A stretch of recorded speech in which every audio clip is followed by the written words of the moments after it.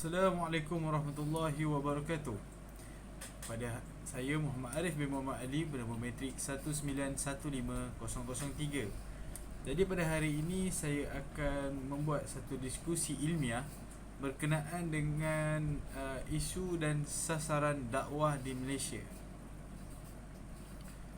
Sasaran dakwah adalah di antara beberapa siri tajuk yang amat penting untuk diperbincangkan, terutamanya di kalangan ahli gerakan Islam.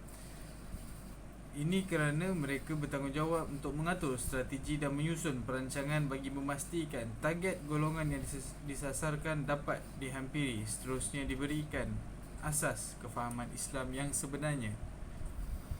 Apabila seseorang itu menyebut perkataan dakwah, paling kurang ia akan bertemu dengan tajuk-tajuk kecil ke arah pemahaman konsep dakwah.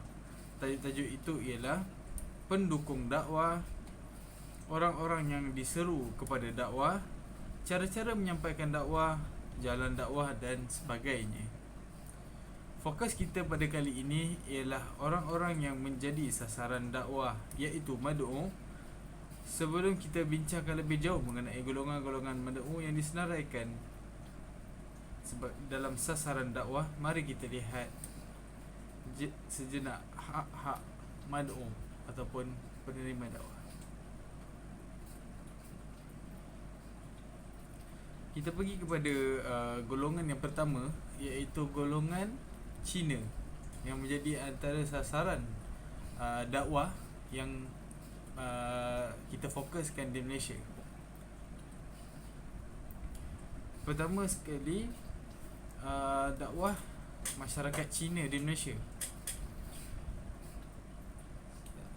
Sejak merdeka, lebih-lebih lagi berikutan peristiwa rusuhan kaum pada 13 Mei 1969, isu perpaduan dan integrasi nasional tidak pernah terpisah daripada polisi pembinaan bangsa, iaitu nation building. Melalui proses raksasanya, iaitu Wawasan 2020, Tun Dr. Mahathir Mohamad telah menetapkan pembinaan bangsa Malaysia sebagai salah satu daripada soal masyarakat majmuk di Malaysia telah menjadi isu hangat dibincangkan, terutamanya dari segi identiti orang Melayu dan Cina, kerana kedua-duanya kumpulan etnik itu sangat dominan dalam bidang politik dan ekonomi etnik. Malaysia terdiri daripada pelbagai jenis bangsa dan kaum, antaranya Melayu, Cina, India, Bumi Putera Sabah dan Bumi Putera Sarawak. Setiap kaum dan bangsa mempunyai keunikannya tersendiri. Setiap kaum mempunyai agama yang berbeza-beza. Begitu juga dengan masyarakat Cina yang sebilangannya menganut agama Islam. Antara cabaran-cabaran mu'alaf Cina setelah memeluk Islam, pertama sekali merupakan perkauman di Malaysia. Masalah integrasi kebudayaan Islam di negara kita sukar berkembang pada umumnya jika kita melihat kepada masyarakat yang mempunyai perpaduan adalah masyarakat Cina sendiri. Ianya disebabkan munculnya isu-isu perkauman antara kaum-kaum yang lain, seperti dengan bangsa-bangsa yang lain seperti Melayu, seperti India dan sebagainya yang dominan di Malaysia. Isu perkauman di negara kita perlu diselesaikan dengan kadar segera. Isu-isu perkauman dan pelbagai anggapan seolah-olah telah dapat mempengaruhi perasaan, pemikiran dan tindakan antara golongan. Maka masalah pencapaian integrasi nasional sentiasa mendapat perhatian utama dalam pembinaan sejak awal kemerdekaan hingga sekarang. Dengan terwujudnya isu perkauman ini, maka masyarakat Melayu akan beranggapan bahawa agama Islam hanya layak dianuti oleh mereka sahaja. Ini akan menggores hati dan perasaan masyarakat yang selain daripada Melayu ataupun masyarakat bukan Melayu. Yang kedua merupakan pendidikan. Masyarakat di Malaysia terperangkap dalam sifat asabiah kaum akibat dari polisi dan sistem pendidikan yang diperkenalkan oleh pihak British. Peraturan ini adalah tidak baik untuk integrasi kebudayaan, memandangkan ia membahagikan kepada bangsa masing-masing seperti Melayu, Cina, India dan sebagainya. Sejak kemerdekaan, pendidikan di peringkat sekolah rendah dan kebangsaan diubah dan disatukan semua bangsa Melayu, Cina, India dan sebagainya. Walau bagaimanapun, sekolah-sekolah berunsur etnik masih wujud di kalangan kaum Cina dan India. Begitu juga pondok yang hanya menempatkan golongan Muslim sahaja. Justru itu pengasingan etnik terhadap golongan individu masih lagi dirasai, seperti Melayu untuk Melayu atau Cina untuk Cina. Jadi apa yang kita dapat diskusi sepanjang ini ialah sememangnya Cina mempunyai pegangan yang kuat terhadap semangat bangsa dan juga semangat agama mereka. Walau bagaimanapun, ada juga sebahagian daripada mereka yang tertarik dan ada yang ramai lagi yang telah pun memeluk Islam. Jadi di situ kita sebagai umat Islam yang dipertanggungjawabkan untuk mendakwah mereka dan juga menjaga mereka selepas mereka masuk Islam, kerana dia telah menjadi saudara kita. Tetapi masalahnya apa yang terjadi kepada mereka tersepit dengan mentaliti masyarakat, di mana masyarakat yang saling bersaing ataupun berselisih faham, seperti Cina dengan India, Melayu untuk Melayu, Cina untuk Cina, kalau Cina Melayu. Benda ni masih lagi berlarutan dalam kalangan masyarakat, walaupun tidak seteruk peristiwa 13 Mei 1969.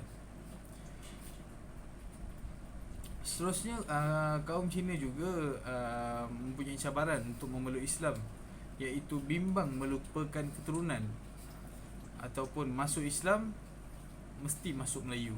Maksudnya bila dah masuk Islam tu, mereka bukan Cina lagi, mereka dah Melayu. Itu adalah mentaliti masyarakat Cina apabila terjadi ni macam ni. Atas dasar inilah kesan yang mendalam jika diri seseorang yang bukan Melayu memeluk Islam. Masyarakat bukan Islam menganggap golongan mu'alaf ini telah mengkhianati asal usul, keturunan, budaya, warisan dan agama nenek moyang mereka. Ibu bapa mereka merasa marah akibat dari perbuatan mereka. Masuk Melayu adalah sama seperti meninggalkan kehidupan silam mereka. Seterusnya, mereka memberi penekanan mengenai integrasi sosial dan keagamaan di antara golongan mu'alaf di kalangan kaum Cina dan kaum Melayu, khususnya di Kuala Lumpur. Fokus kajian ini ialah berkisar mengenai dilema yang dihadapi oleh kaum Cina apabila mereka memeluk Islam, termasuklah perubahan dari segi tingkah laku, pengamalan gaya hidup, kehidupan sosial dan sebagainya. Hasil daripada kajian ini didapati masyarakat Cina Muslim mempunyai hubungan yang sangat kuat dengan etnik mereka.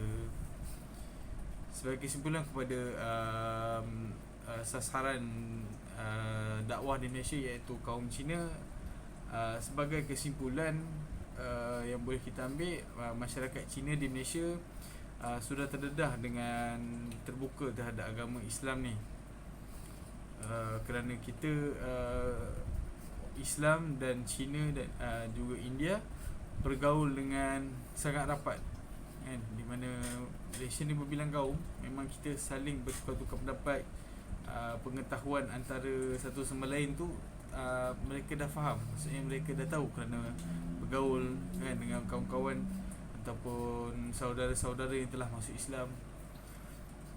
Mereka tidak memandang serong seperti mana pada permulaan wujud Islam di bumi Malaysia ini. Bukan itu saja, dapat dilihat kesulitan dan kesukaran masyarakat ini untuk menduduki tanah Melayu, atau pada masa kini lebih dikenali sebagai Malaysia. Masyarakat ini merupakan masyarakat kedua terbesar di Malaysia selepas masyarakat Melayu. Bukan itu saja, cabaran-cabaran yang mereka hadapi sepanjang menjalani kehidupan sebagai umat Islam atau lebih dikenali sebagai mu'alaf amatlah perit. Ianya amatlah berbeza dengan kehidupan masyarakat yang memang asalnya adalah masyarakat Islam. Yang kedua, kita pergi kepada dakwah masyarakat India di Malaysia. Masyarakat India merupakan etnik ketiga terbesar di Malaysia dan juga salah satu kaum yang telah menyumbang ke arah pembentukan sesebuah masyarakat majmuk di negara kita. Seperti masyarakat lain, masyarakat India juga kaya dengan ciri-ciri kebudayaan mereka dan masih mengekalkan kebudayaan tersebut sehingga kini. Adat resam yang diamalkan oleh masyarakat India mempunyai banyak persamaan dengan kebudayaan masyarakat Melayu. Ini jelas terlihat dalam aspek kelahiran dan perkahwinan. Seperti juga masyarakat lain, masyarakat India juga terdiri daripada pelbagai suku kaum. Justru itu, maklumat berikut memaparkan adat resam masyarakat India secara umum. Yang pertama, kita pergi kepada cabaran mu'alaf India setelah masuk Islam. Yang pertama sekali ialah tekanan spiritual penghayatan agama. Fitrah semula jadi manusia berkehendak kepada agama. Tidak kira apa bangsa sekalipun, fitrah beragama merupakan agenda utama dalam mengatur kehidupan dunia mereka. Agama Islam merupakan agama yang benar di sisi Allah dan mempunyai garis panduan peraturan hidup yang lurus lagi jelas melalui sumber utama, iaitu Al-Quran dan As-Sunnah. Agama Islam adalah agama yang dibawa oleh para Rasul. Semua Rasul telah mengajak manusia ke jalan Allah. Mereka telah menyampaikan risalah yang sama dan dakwah yang sama, iaitu mengesahkan Allah SWT secara mutlak. Jadi pada kajian kali ini, mendapati daripada segi psikologi dalam diri manusia, secara tabi'inya mempunyai dorongan yang akan mendorongnya mencari hakikat tentang sesuatu kebenaran sehingga ia berpuas hati dengan pencapaian tersebut. Dalam soal mencari kebenaran agama, seseorang yang bukan Islam akan membuat analisis dan melakukan penilaian terhadap kebenaran sesuatu agama yang sesuai dengan fitrah dirinya sendiri. Seterusnya kita pergi kepada tekanan psikologi daripada keluarga angkat dan juga masyarakat. Pelbagai cabaran ditempuh oleh saudara Muslim semasa dan selepas memeluk agama Islam. Di antaranya mendapat tentangan yang hebat daripada keluarga kandung yang belum menukar ataupun convert ke Islam. Sikap pemulawan ke atas diri saudara Muslim, kenyataan tidak mengakui anak kandung oleh bapa, tidak dibenarkan pulang ke rumah dan putus segala perhubungan sama ada dari segi kekeluargaan, kewangan dan hubungan sosial yang lain. Benar-benar mengganggu emosi dan seterusnya menyebabkan tekanan perasaan. Kebiasaannya saudara Muslim atau lebih dikenali dengan panggilan mu'alaf menukar agama kerana berhasrat mendapatkan kemudahan kewangan, telah meninggalkan kesan begitu mendalam kepada diri saudara Muslim yang berusaha untuk membuktikan kepada masyarakat bahawa harta dan kekayaan dan wang serta kemewahan bukan unsur terpenting dalam kehidupan, tetapi ilmu yang membentuk peribadi dan membawa kepada ketakwaan kepada Allah SWT lebih tinggi nilainya daripada segala-galanya. Dari situ kita boleh lihat saudara-saudara baru kita mempunyai iman yang sangat kuat walaupun mereka dipalau oleh keluarga, daripada segi harta, daripada segi tak boleh balik rumah, mereka boleh hidup dan masih berpegang, mempunyai yakin yang lebih tinggi daripada berbanding dengan golongan yang kurang daripada itu. Walaupun sesetengah masyarakat itu telah lahir pun Islam, kadang-kadang semangat saudara baru ni lebih kuat dan lebih mantap daripada kita. So kita pergi kepada tekanan psikologi penyesuaian diri. Setelah saudara Muslim memeluk Islam, maka akan wujud sesuatu perubahan dalam dirinya dan sudah pasti menzahirkan perbezaan-perbezaan dalam kehidupannya. Ini bermakna sebelum dan selepas memeluk agama Islam, saudara Muslim akan menghadapi corak dan gaya hidup sebagai seorang Muslim. Seorang Muslim dipertanggungjawabkan dengan segala hukum syarak setelah selesai mengucap 2 kalimah syahadah.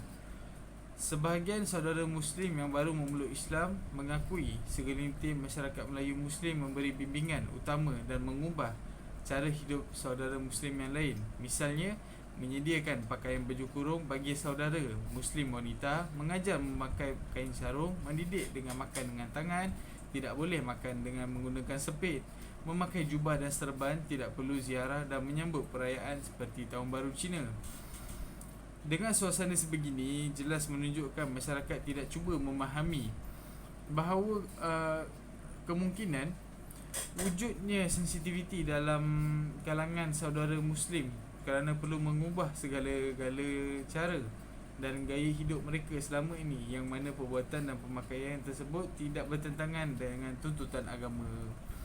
Jadi penerangannya di sini, walaupun saudara Muslim kita telah masuk Islam, mereka telah memeluk agama Islam dan mula meminta ajaran daripada kita, tunjuk ajar macam mana agama, kita kena memahami dengan lebih mendalam berkenaan dengan metodologi dakwah kepada saudara baru kita, kerana mereka telah bertahun-tahun mereka ni telah menganut agama mereka, kan, dan itu tidak berkenaan dengan agama sekalipun, itu merupakan tradisi bangsa mereka. Jadi selama beberapa tahun mereka dah cuba pakai tu. Jadi tiba-tiba kalau kita datang, kita suruh dia pakai ikut bangsa Melayu, suruh pakai oi kau ni kena pakai baju kurung, kena pakai serban, benda tu tidak salah, tapi benda tu akan buatkan tersalah anggap oleh masyarakat-masyarakat yang lain ataupun keluarga saudara baru kita, di mana Islam ni menyusahkan. Jadi pandangan tu salah. Sebenarnya Islam itu mudah lagi memudahkan, bukannya susah lagi menyusahkan. Assalamualaikum warahmatullahi wabarakatuh. Assalamualaikum warahmatullahi wabarakatuh. Saya Muhammad Ashraf bin Taufik, nombor metrik 1915004. Hari ini saya akan membincangkan dengan satu topik, iaitu isu dan sasaran dakwah di Malaysia.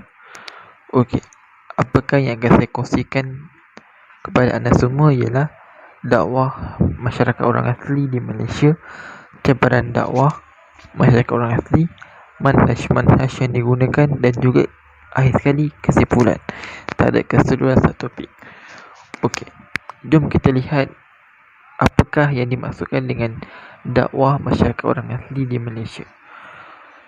Pertama, kita lihat daripada sudut latar belakang orang asli ini. Apakah orang asli ini tinggal di mana? Apakah kepercayaan orang? Okey, di sini kita dapat lihat, kita dapat definisikan ialah mana-mana bapanya ialah ahli daripada kumpulan etnik orang asli dan lazimnya mengikut cara hidup orang asli, mengikut kepercayaan orang asli serta penduduk asal peribumi, dan mereka tidak mempunyai maksud yang menyeluruh dan selalunya merujuk kepada masyarakat peribumi asal yang terdapat di sebuah negara, negeri ataupun setempat. Dan orang asli ini kita dapat merupakan salah satu komponen daripada pelbagai kaum di Malaysia yang bercorak majmuk. Dan juga dari sudut masyarakat, pandangan masyarakat moden ini, orang asli ini adalah merupakan kaum yang terpisah daripada kemajuan perkembangan pembangunan negara. Dan secara umumnya mereka ada 3 kumpulan utama orang asli yang di semenanjung Malaysia ini, iaitu orang asli Negrio, Senoi dan Melayu asli.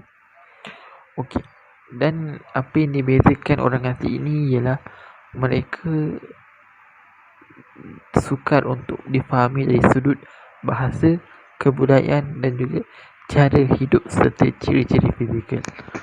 Okey, akhir sekali kita dapat simpulkan maksud orang asli ini. Kita dapat ketahui orang asli ini ada 3 kumpulan utama, iaitu daripada suku kaum yang lebih kecil ataupun suku Senoi, merupakan suku yang terbesar di semenanjung Malaysia, dan juga terdiri daripada Temia, Semai dan Ciong dan sebagainya.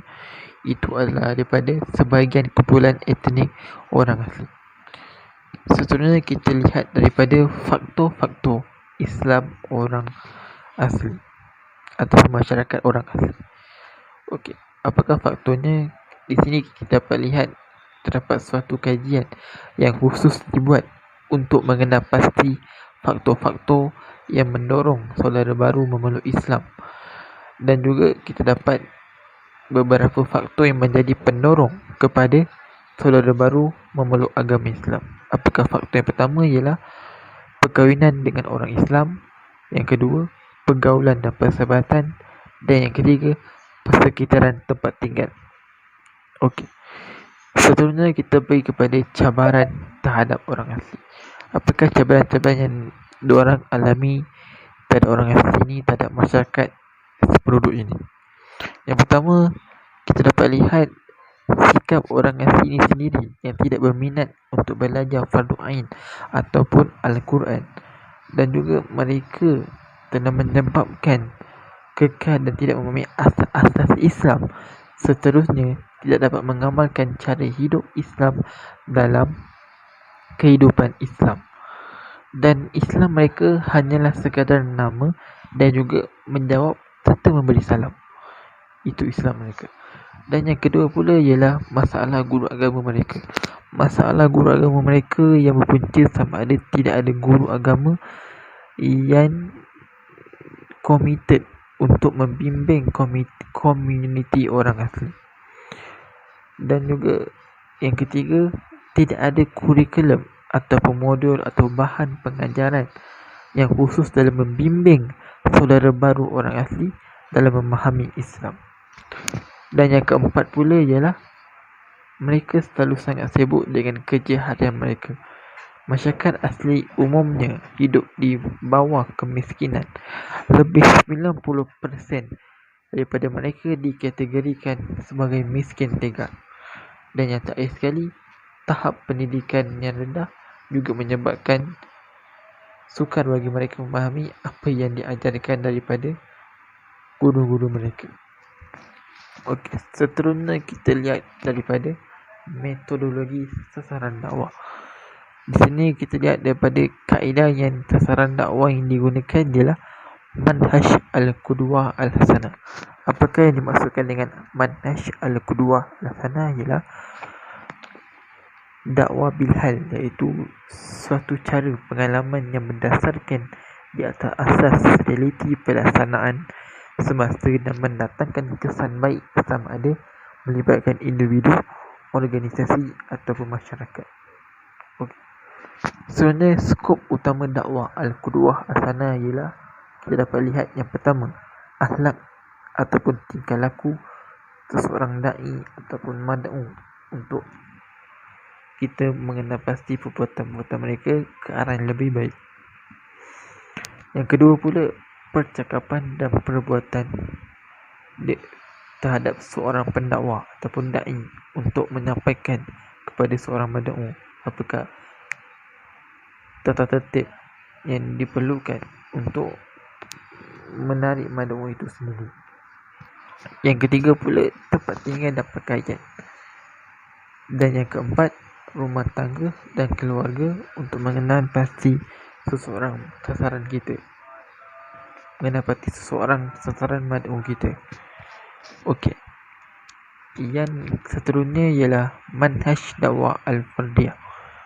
Apakah yang dimaksudkan di sini ialah dakwah fardiyah adalah usaha dakwah yang dilakukan oleh seorang dai terhadap seorang mad'u dengan maksud mengubah seorang mad'u dari suatu keadaan kepada keadaan yang lebih baik dan diridai Allah, manakala pengertian yang lain pula terhadap dakwah fardiyah ialah interaksi atau hubungan yang dilakukan oleh seorang da'i terhadap seorang mad'u dengan maksud mempertingkatkan kadar keteguhan dan iltizamnya terhadap Islam, di mana mad'u kemudian memiliki sifat-sifat muslim yang baik dan memiliki persiapan untuk melakukan dakwah dan memperjuangkan Islam dalam segala aspek kehidupan.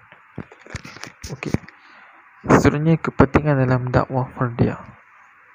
Pentingnya dakwah fardiyah ini kita untuk mengetahui apakah sasaran kita, siapakah yang untuk kita sasarkan, siapakah untuk kita sasarkan sasaran kita, iaitu untuk kita mengenal pasti orang tua, kanak-kanak ataupun remaja.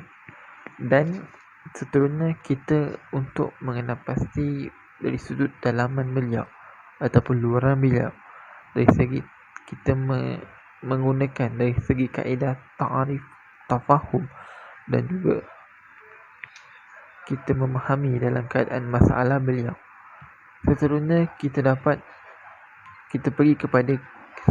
dapat memahami juga apakah yang dialami oleh situasi beliau. Okey. Seterusnya kita pergi kepada kelebihan dakwah fardiyah. Dakwah fardiyah yang pertama, yang kelebihan kita dapat di sini ialah kita dapat sesuaikan diri kita dengan semua keadaan. Bila-bila masa saja kita boleh buat dakwah ini.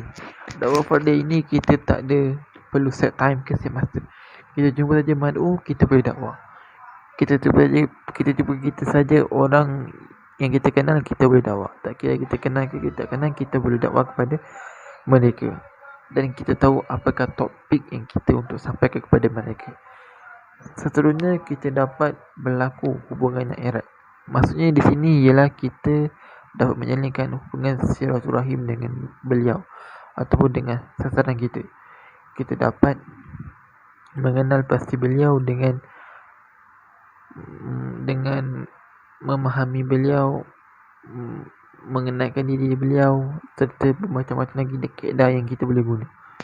Seterusnya kita dapat mendorong untuk menjadi contoh teladan kepada mad'u, supaya kita dapat menjalankan aktiviti Islamiah terhadap mad'u ini untuk menarik beliau ke arah yang lebih baik. Seterusnya lah kesimpulan terhadap sasaran dakwah semua satu topik ini. Okey, kesimpulan kita dapat di sini ialah apa yang saya nak kongsikan. Sasaran dakwah merupakan suatu perkara yang sangat penting yang perlu diambil perhatian sepenuhnya oleh pendakwah atau organisasi dakwah dalam menjalankan dakwah. Okey, untuk itu kita kena mengenal pasti apakah topik kita untuk dakwah kepada sasaran dakwah. Apakah tujuan utama kita untuk sasaran dakwah? Apakah fokus utama kita? Untuk itu kita kena gunakan kaedah yang lebih berkesan untuk menarik mad'u kita ke arah yang lebih baik, iaitu apakah kaedahnya? Dari segi dakwah, al-mau'izah hasanah ataupun al-mujadalah billati hiya ahsan, serta dengan berbagai-bagai cara yang kita boleh guna dalam untuk menarik mad'u kita ke arah yang lebih baik. Okey, sampai di sini sajalah kita dapat kongsikan apakah isu yang sasaran dakwah di Malaysia ini. Mungkin untuk itu sampai di sini saja yang saya dapat kongsikan. Segala yang baik datang daripada Allah, yang buruk, yang lemah daripada saya. Untuk itu kita tanggungan tasbih kifarah dan suratul an. Subhanallah bihamdihi, subhanallah bihamdika, asyhadu an la ilaha illa anta, astaghfiruka wa atubu ilaik. Wa as'in insana lafi innal ladzina amanu wa amilus solihati wa tawassaw bil haqq wa tawassaw bis sabr. Assalamualaikum.